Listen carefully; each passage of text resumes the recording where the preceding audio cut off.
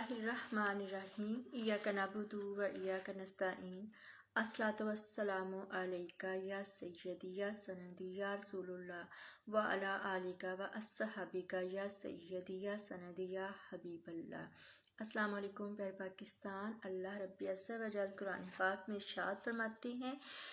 कि मेरा मददगार तो अल्लाह ही है जिसने किताबें बरहक नाजिल की और वो नेक लोगों को दोस्त रखता है, और जिनको तुम अल्लाह के सिवा पुकारते हो वो ना तुम्हारी मदद की ताकत रखते हैं और ना खुद अपनी ही मदद कर सकते हैं, और अगर तुम उनको सीधे रास्ते की तरफ बुलाओ तो सुन ना सकें, और तुम उन्हें देखते हो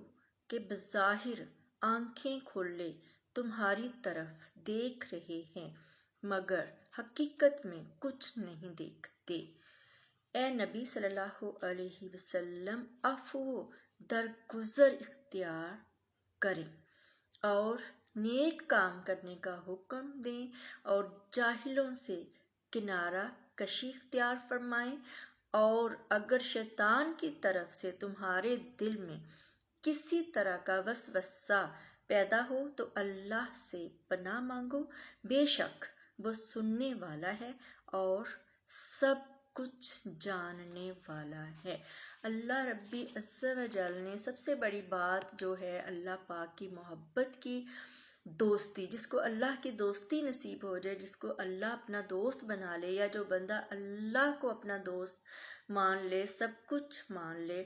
तो इससे बड़ी खुशबख्ती और खुश नसीबी की कोई और बात नहीं हो सकती। अल्लाह ताला जो है हमारा परवरदिगार है, उसने हमें पैदा फरमाया है, वो अपनी मखलूक से प्यार करता है, लेकिन अल्लाह पाक ने जो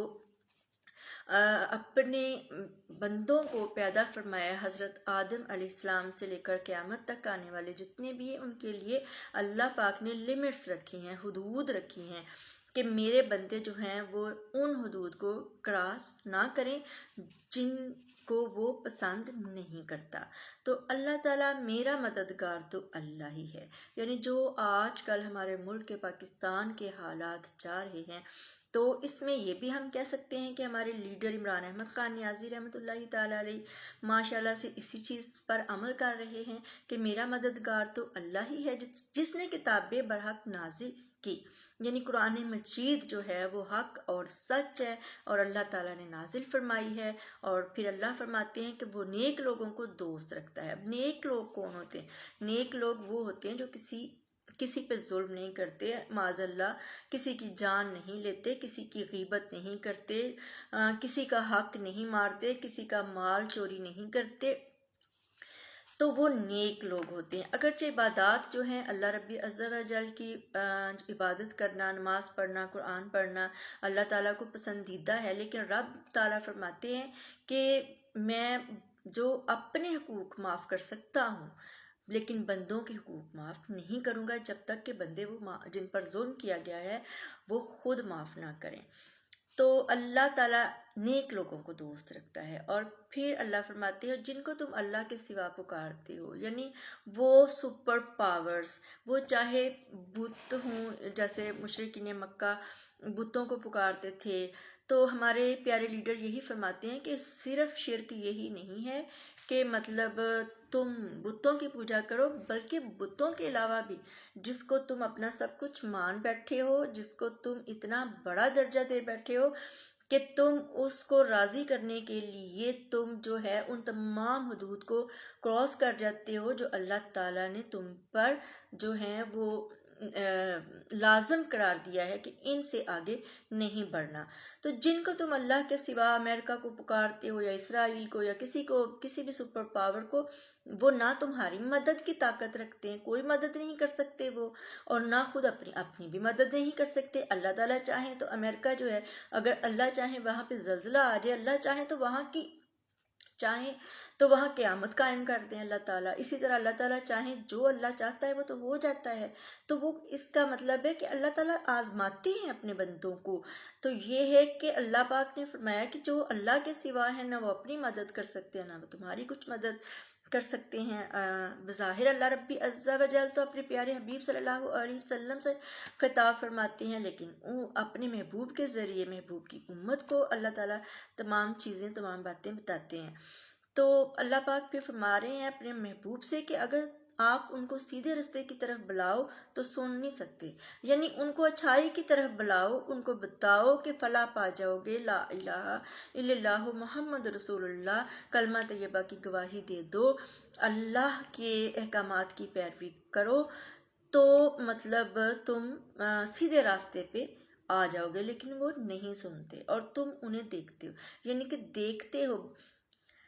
کہ بظاہر آنکھیں کھولے، بظاہر دیکھ رہے ہیں. یعنی اس وقت جتنے بھی تھے مشرکین مکہ اور جو یہودی تھے، سب جانتے تھے کہ آپ صادق بھی ہیں، امین بھی ہیں، یعنی آپ جیسی نیک اور پاکیزہ عادات جو ہیں وہ کسی اور میں نہیں ہیں. لیکن اس کے باوجود ان کے کان ایسے ہیں کہ جیسے وہ سن نہیں سک رہے، اور ویسے دیکھ رہے ہیں لیکن جو باطنی نگاہ ہے اس حوالے سے نہیں دیکھ سکتے. یہ ان کی بدبختی، ان کی بدقسمتی ہے. پھر رب تعالیٰ اپنے پیارے نبی صلی اللہ علیہ وسلم سے فرمائش فرماتے ہیں کہ اے نبی عفو درگزر اختیار کرو، یعنی معاف فرما دو، معاف کر دو، یعنی کہ اپنی پاک ذات کے لیے جو ہے وہ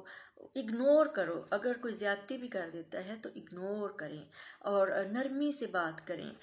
اور عفو درگزر سے کام لیں اور نیک کام کرنے کا حکم دیں. نیک کام کرنے کا حکم دیں. نیک کام کرنے میں ظاہر ہے عبادات تو ہیں ہی ہیں، لیکن اس کے علاوہ مسکین کو کھانا کھلانا، پھر جو جس کے پاس لباس نہیں ہے اس کو لباس دینا، یتیم کی مدد کرنا، مسکین کی مدد کرنا، مسافر کو کھانا کھلانا، بہت ساری جو نیکی کرنے، اچھی بات کہنا، اچھا کلمہ کہنا، کسی کی دل جوئی کرنا، تو نیکی کرنے کا حکم اللہ تعالیٰ نے فرمایا کہ دو. اور جاہلوں سے کنارہ کر لو، یعنی جاہل لوگ وہ ہوتے ہیں جیسے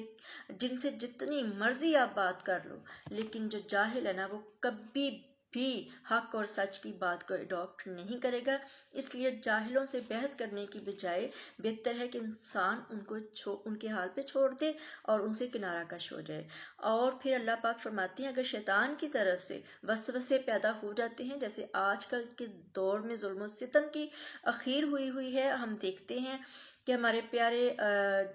پیارے لیڈر ہیں، انہوں نے اتنی محنت کی، اتنی سٹرگل کی، اتنے نیک ہیں وہ، تو کبھی کبھی شیطان کی طرف سے وسوسہ پیدا ہو جاتا ہے کہ یا اللہ ان کی ساری محنت رائے گاہ چلی گئی، یا اللہ انہوں نے تو 27 سال دیے، انہوں نے سب کچھ کر دیا اس ملک پہ، اور آج جو ہیں ہم اتنے بے بس ہیں، کوئی ڈیتھ سیل میں پڑے ہوئے ہیں، اور پھر مطلب کہ کیا ہو رہا ہے. وسوسہ آتا ہے، مایوسی سی ایک جو ہے وہ دل میں، دماغ میں آنے لگ جاتی ہے کہ، اور یقیناً اللہ پاک مایوسی کو پسند نہیں فرماتے. تو جب شیطان کی طرف سے وسوسہ پیدا ہو تو اللہ سے پناہ مانگ لو، یعنی کہہ دو کہ اے اللہ مجھے اپنی پناہ میں لے لے. مالک مجھے سمجھ نہیں اس وقت آ رہی، جو بھی حالات ہیں مجھے کچھ حالات کی سمجھ نہیں کہ آنے والے حالات کیسے ہوں گے، یا جو موجودہ ہیں ان میں کیا ہوگا. جس طرح سے قتل و غارت اور جس طرح سے عوام الناس کو مارا جا رہا ہے، تو یہی ہے کہ اللہ کے سپرد کر دیں کہ اللہ تو جانتا ہے، ہم کچھ نہیں جان رہے، اتنا ہمیں کر دے کہ ہم راہ حق پہ رہیں، راہ حق سے ادھر ادھر نہ ہوں. بے شک وہ سننے والا ہے، سب کچھ جاننے والا ہے. بے شک وہ ہماری فریادوں کو بھی سن رہا ہے اور سب جان رہا ہے کہ جو اسٹیبلشمنٹ نے ہمارے اوپر ظلم و ستم کے پہاڑ توڑے ہوئے ہیں، اللہ رب عز و جل ان سب کو سن بھی رہا ہے، ہماری فریادوں کو، اور جان بھی رہا ہے کون ہے جو ماؤں بہنوں کے سروں سے دوپٹے کھینچ رہا ہے، کون ہے جس نے کافروں کو بھی پیچھے چھوڑ دیا، عورتوں کو، معصوم اور نہتی عورتوں کو جیلوں میں ڈالا ہوا ہے، کون ہے جس نے ارشد شریف بھیا جیسے جو ہے اس کو مرد مجاہد کو جو ہے اس کو بہیمانہ طریقے سے جو ہے وہ کینیا میں شہید کرا دیا. کون ہے جس نے ذل شاہ جیسے معصوم درویش اور اللہ کے بندے کو، یعنی کہ اس قدر بہیمانہ تشدد سے جو ہے وہ اس دنیا سے رخصت کر دیا. اللہ دیکھ رہا ہے، اللہ دیکھ رہا ہے. کون ہے جس نے عمار بچے کی جان لی؟ کون ہے جس نے بے ان گنت جو ہیں بے گناہ لوگوں کی جانیں لیں۔ تو یہاں پہ آ کے پھر ہمیں سکون ہو جاتا ہے، ہم اللہ کی پناہ میں آ جاتے ہیں کہ اللہ کے بندے ہیں،